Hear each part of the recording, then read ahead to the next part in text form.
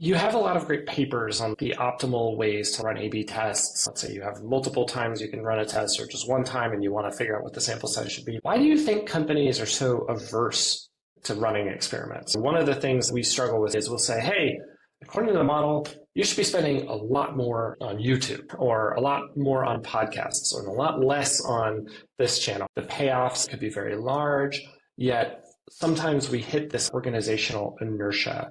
There's this risk aversion. Is this something that you've experienced? And how do you think about that?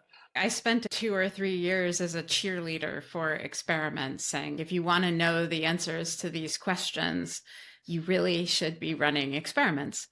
There's a couple things. One is what economists call an agency problem. The people deciding how much to spend on ads have made a career being the person who decides how much to spend on ads. It would be very bad for their career if they were to find out that they'd been spending the wrong amount. That makes the decision makers reluctant to find out the real answer because they've convinced everyone around them that they know the answer.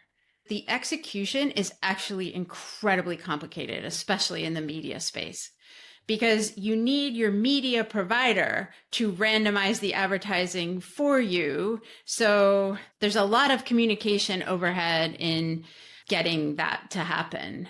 I actually think it's probably more likely that the platforms will either decide to do this or not because they can build one system and use it for multiple clients. But from a client sitting on the outside, it is tough to execute that randomized experiment properly.